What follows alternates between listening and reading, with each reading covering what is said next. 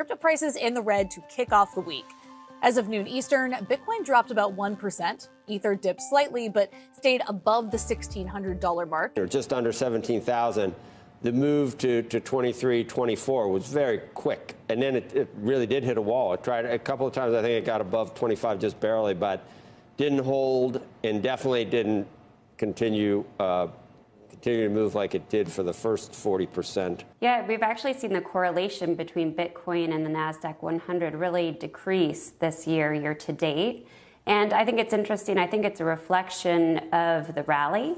So when we see markets or sort of most asset classes going down, everybody gets into this risk-off mode, and they therein sort of penalize all asset classes. And that's where you have the correlations actually increase. But of course, when you have the contrary, where Bitcoin is rallying, where the NASDAQ 100 was in a recovery mode for January, certainly, that then saw those correlations decrease.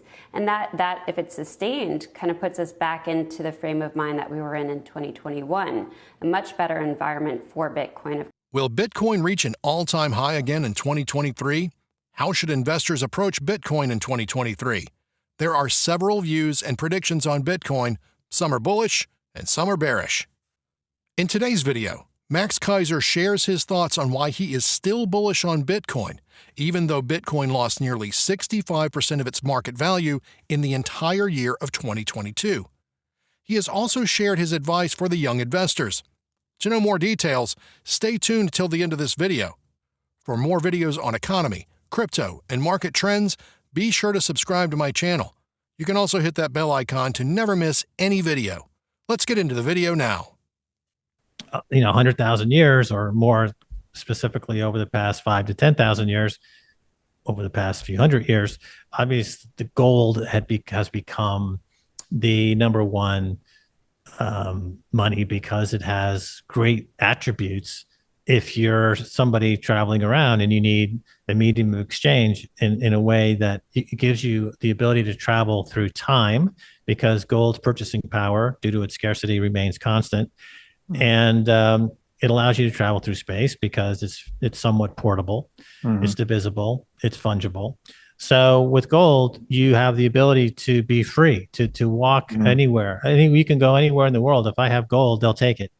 That's the great thing about gold. Flash forward to Bitcoin. Bitcoin does everything that gold and money we expect it to do, except it does it better. It does it in the digital age. It's more secure. It's more portable.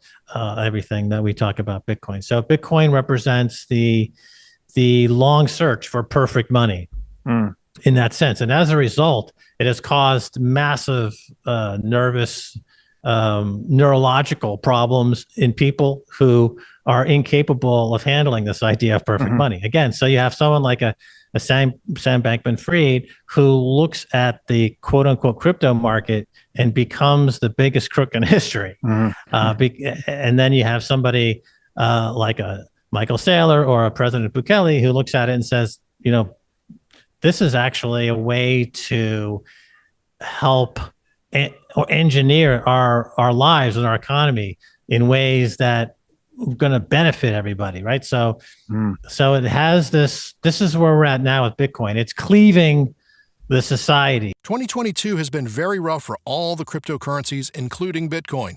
In fact, the largest cryptocurrency of the world, Bitcoin, has lost nearly 65% of its market value in the entire year of 2022. Crypto enthusiasts were caught off guard by a series of unfortunate events such as the Terra Luna crash, fallout of the largest crypto exchange FTX, and the looming macroeconomic conditions. But 2023 has shown a bright side to the crypto space, with Bitcoin prices rising again.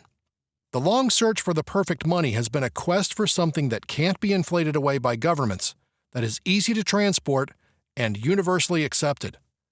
Gold has been used as a value of money for thousands of years. Gold is scarce, durable, portable, divisible, and difficult to counterfeit. It has been the closest thing to perfect money, but it is prone to hoarding and difficult to transport. Max Keiser emphasized that Bitcoin is an even better form of money than gold.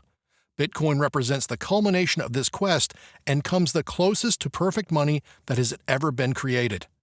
That's the reason why many experts believe Bitcoin is digital gold. I think that given the current state of affairs around the world, and with the fiat money machine now going into hyperbolic overdrive, and all the excesses that were brought on by fiat money, all of the, the malinvestments that are made possible through the money printers, has created a dystopian nightmare.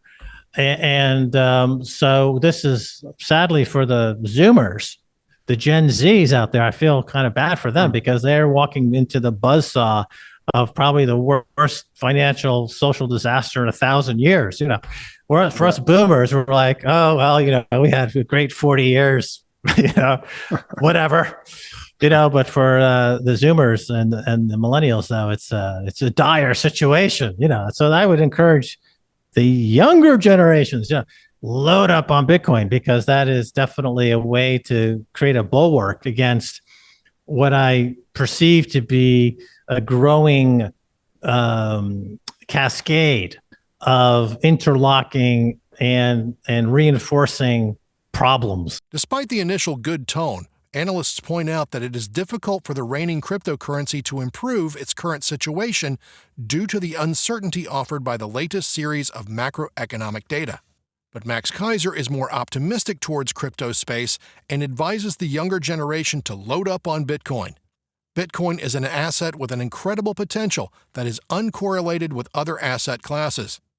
It is also a deflationary asset, meaning it becomes more valuable over time. While it is true that the value of Bitcoin can be volatile, the potential upside is tremendous. If you are looking for a high-growth investment, then Bitcoin is a good option. So, what makes Bitcoin so special? Let's take a look at some of the key features that make it the most talked about cryptocurrency. Also, be sure to give a big thumbs up to this video. So for me, price discovery is really the most fascinating part of markets. And it's the process wherein players in the market come together and they decide on an equally beneficial, mutually acceptable price, despite coming to that process, coming to that interaction with wildly different, disparate expectations and backgrounds, and that price is agreed upon. The goal for me, I think, would be perfect price discovery, which would be absolutely frictionless price discovery. For example, photosynthesis to me is frictionless price discovery. It's plants are turning into oxygen, carbon into oxygen, essentially, on the photosynthetic behavior of the green leaf, and that's a perfect market. It's a frictionless market, you could say. And I think with Bitcoin, with perfect money, it brings you to a place where we can experience those types of perfect markets intercommunally with each other. And I think we're seeing the rise of that. I think that would represent the Bitcoin singularity, when our global unconscious kind of joins and goes through the portal into this place where all thoughts are overlapping perfectly, and we're having a certain epiphany and rapturous union with Satoshi. I think that's what Bitcoin ultimately takes us to. The idea of money and property and wealth actually gets disintermediated completely, and you end up with just a state of being, which is what has been intuited by mystics and shamans and religious folks for eons, from the beginning of time. There's always been this idea that we can enter a space of shamanistic space of union with the mystical. And I think Bitcoin is a way for us to get there by collapsing all price discovery to zero, and by unifying our collective unconscious in a way that takes us through the Bitcoin singularity portal. The quest for perfect money has been a long one, and Bitcoin may finally represent it. The allure of perfect money is strong. After all, who wouldn't want a currency that is secure, private, and easy to use? Bitcoin may finally be the answer to this age-old question. Transactions are verified and recorded on a public ledger called the blockchain. Bitcoin is unique in that it is not controlled by any government or financial institution. Matt Keiser thinks that Bitcoin, with its unique properties, has the potential to bring us to a place where we can experience perfect markets. With perfect markets, we can expect to see a new level of efficiency and transparency in the way the world does business. So, what do you think? Are you bullish on Bitcoin? Can we see Bitcoin all-time highs in 2023? Is it time to invest? Let me know your thoughts in the comment section below.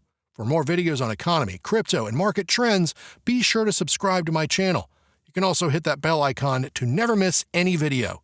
I'll see you guys in my next video. Adios, and thanks for watching.